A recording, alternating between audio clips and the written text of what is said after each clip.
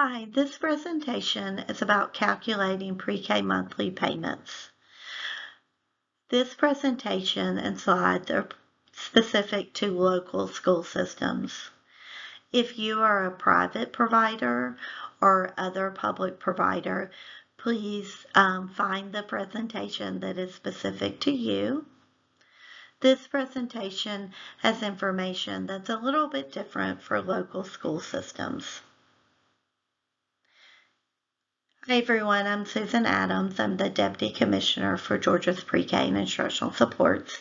I'm going to walk you through this presentation that focuses on calculating your monthly payments, specifically for August and September of 2024. We'll have some additional information about the October payments because there'll be some changes coming in October. But this presentation will help you with your August and September payments. So this year, there's some changes in how the monthly payment is calculated. The amount of money you're getting is still the same as your grant agreement, but the new GA Pre-K system calculates your payment a little bit differently than Panda did. So what's the same? As you think about your pre-K payments, they're always going to have some different things that are cost drivers. Classroom operating is based on provider type, so public, metro private, non-metro private. All school systems are in the private provider type. Your lead teacher salary is based on the lead teacher credential. Your assistant teacher salary is the same regardless of credential, so there's no difference there. And you're still going to get those 10 monthly payments, August to May. What's different is that the distribution of payments is going to be based on the approved class calendar. It always has been based on that, but the distribution is a little bit different. So your payment will vary month to month, and the monthly payment will actually be based on the number of days the class operates in the month. Operating classroom funding will be based on the number of student instructional days, and salary and benefits will be based on the instructional days and any teacher and professional development days, so pre and post planning, staff development days. That total of instructional days plus those days will drive your teacher salary components, both salary and benefits. On this slide, we'll talk about breaking down your monthly payment calculation. Your monthly payment will basically have 4 components.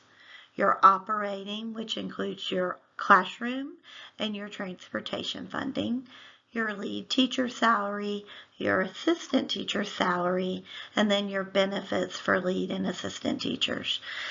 This presentation is just about your monthly payments. It won't include other things that might be paid outside of that monthly calculation. For instance, startup funding for new classrooms, replenishment grants, or any special allotment funding wouldn't be included in this. This is about your monthly payment calculation. Remember, you'll use the rate chart to determine the annual amount for each component. And then a daily rate is going to be determined by dividing that annual amount. Operating is going to include those instructional days, and salary and benefits will be based on instructional plus teacher professional development work days. We're going to break down how you use that daily rate to figure out your monthly payment. On this slide, we're going to look at calculating your operating funding for your program. The example we're going to look at is a class in a local school system with 20 instructional days in the month. Your instructional days are going to be the days in which students come to school and receive instruction. So it's not going to include any weekends or holidays, and it's only going to be the days when students are there. So what we'll do is look at our rate chart, and on our rate chart we can see the classroom funding is $18,507.63 for the year. The transportation is $1,615.60 for the year. For that class, you're going to add those two things together to get $20,123.23, and that's the annual operating for local school systems.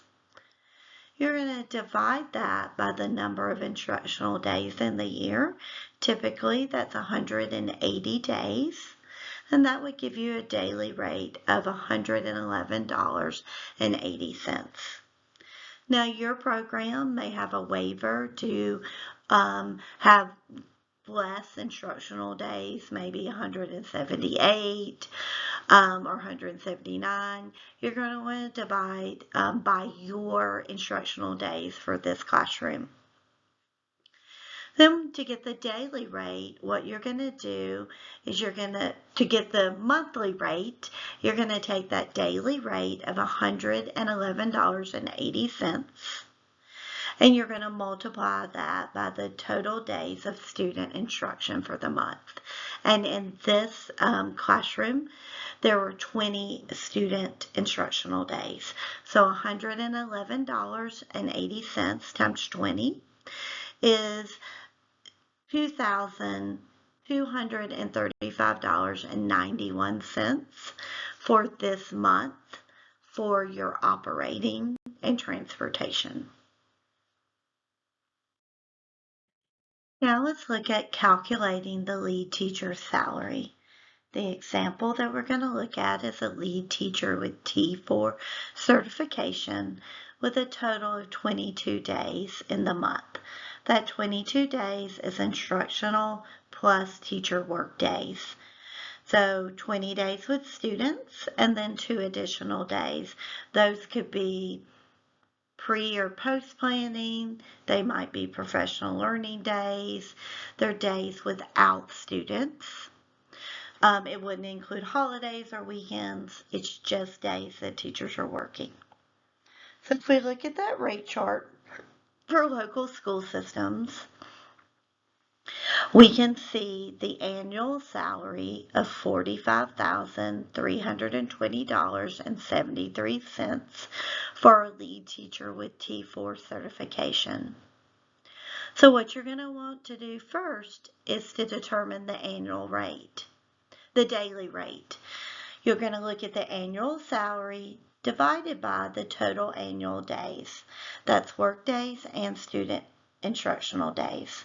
In our example, we're going to take the T4 salary of $45,320.73 and divide that by 190 days.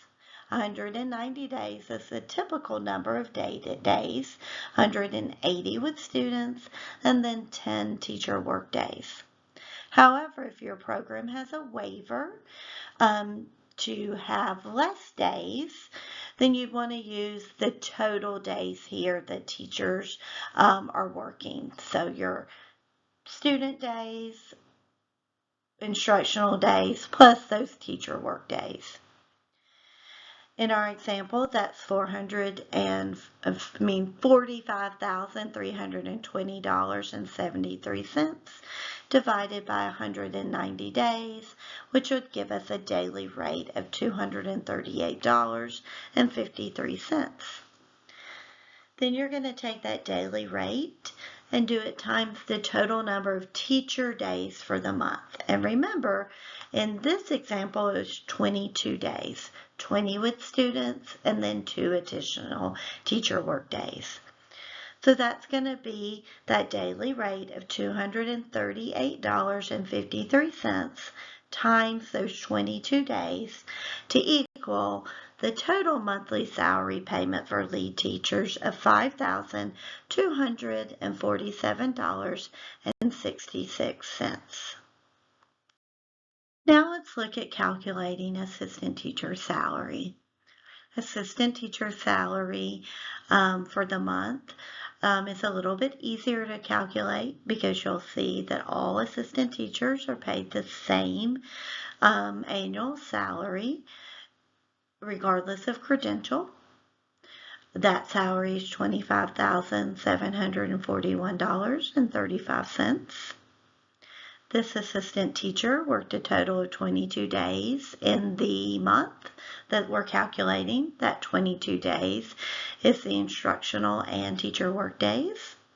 So we're going to take that annual salary of $25,741.35, and you're going to divide it by the total number of teacher days for the year, which is typically 190 days.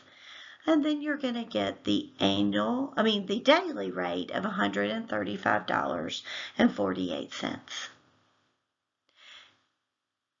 Now, if your program or this classroom has a waiver for less teacher days or instructional days, and your total number of days is less than 190, maybe it's 188, then you're going to want to divide by that total number of days that's been approved for your calendar. Now you're going to get the monthly payment for salary. You're going to take that daily rate of $135.48, and you're going to multiply that times the 22 days that the teacher worked, and you're going to get $2,980.58, which is going to be the total salary amount for the assistant teacher position for this month with 22 days. Now let's talk about calculating benefits. Benefits are calculated typically with a percentage of total salary. However, for local school systems, it does vary a little bit depending on the lead teacher's credential type. So if we look at those credential type, if the lead teacher has an insufficient, an associate's, or a bachelor's level credential, then you're going to take their total salary times 23.76%. Total salary is going to be both their base salary plus their CYE supplement. However, starting this school year in the 2024-25 school year, health benefits are being paid not by a percentage, but as by a per member per month rate at the system level. So the percentage for certified lead teachers is 22.23%. because their health benefits are calculated at the per member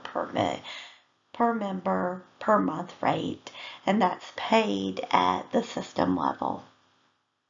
And then all assistant teachers, or the assistant teacher salary times the benefit rate of 23.76%. So in our example, we have a lead teacher. She has no years of experience, so her total salary is just going to be her base salary. The amount for this month, when she worked 22 days of salary, was $5,247.66. And since she is certified with a T4, we're going to times that times the 22.23%. And that's going to give a benefit amount of $1,166.56. That's going to be for all of her benefits except her health benefits. And then your assistant teacher is going to be the assistant teacher salary for the month, which was $2,980.56 times the 23.76%, which is $708.18 for the month.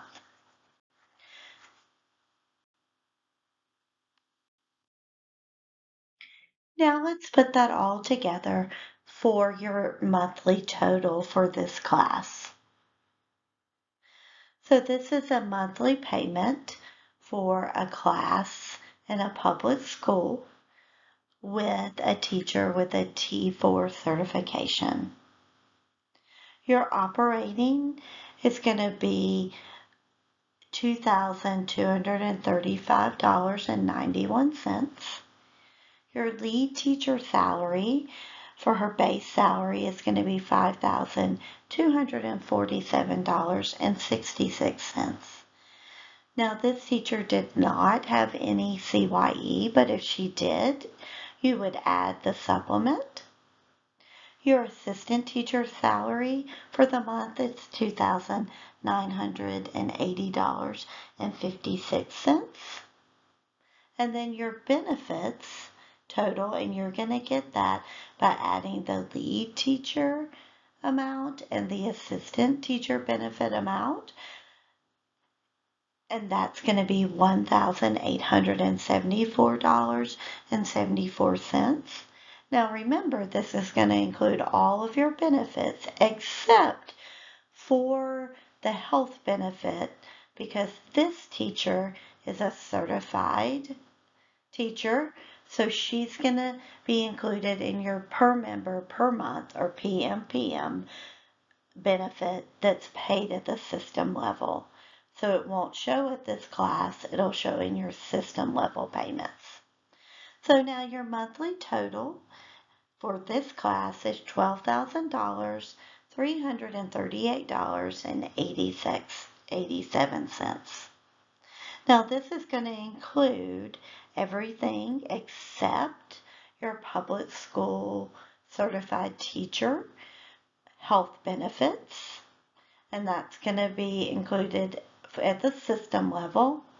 And then your monthly total would not include any lead teacher supplement for salary steps for CYE. Now you're going to have a payment advice for each month. And the payment advice is going to include the grantee and legal level total at the top. That it's also going to include a breakdown of school or site level and then your class level breakdown.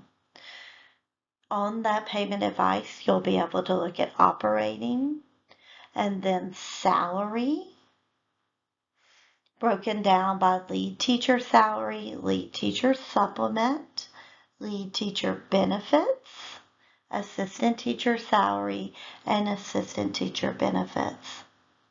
As you look at that, remember your PMPM will not be included at the class level, but it will be included in your total payment. And it should be reflected at the legal level or the system level. We have had a problem with payment advices showing that, and we're working to get it corrected.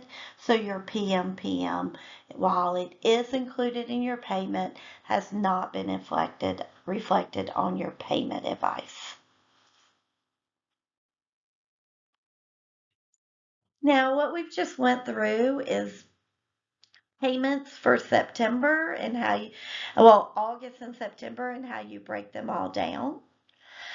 In October, there will be some changes coming, because if you remember, in October, we'll be doing some changes to teacher salary. We'll be moving to the state salary scale for teachers, the Georgia Department of Ed K-12 salary, and K-12 teaching and experience will replace the pre-K credible years of experience. So beginning with that October payment, your lead teacher's salary will be calculated based on that FY25 state salary schedule for teachers. We are right now finalizing a pre-K one, so it'll take that state salary schedule and make it aligned with pre-K, so same salaries, but some alignment there.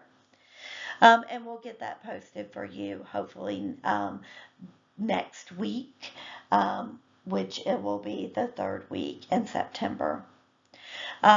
If you have a teacher that's eligible for an increase based on that new salary schedule, then the funding will be adjusted for the October and May payments, and you'll get a positive retro paid for August and September.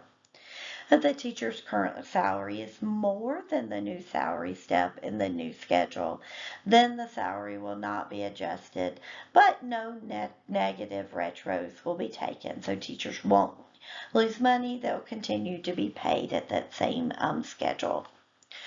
We will be continuing to provide guidance, and as we move to the October payment, we'll provide some additional information on any changes that you would need with how to calculate it, and we'll get that posted. But we did have some questions about October, August, and September, so we wanted to post this guidance for you.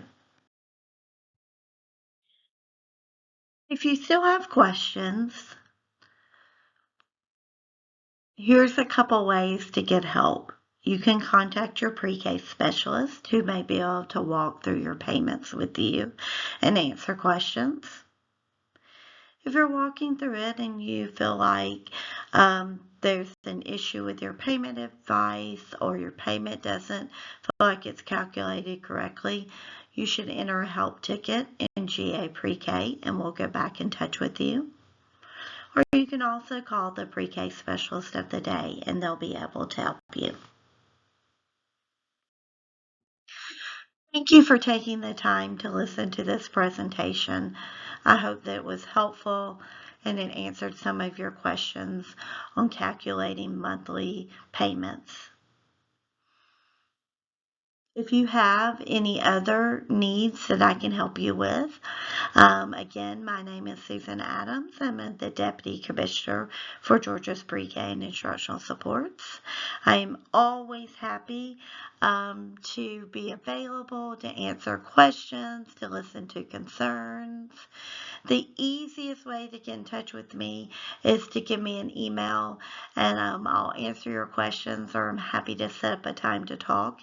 You can email me at susan.adams@decal.ga.gov. Again, thank you for listening to this presentation, and more importantly, thank you for everything you do each day to ensure that our Georgia Pre-K kids have a great experience in everything you do to support your teachers and staff. Thank you for all your hard work.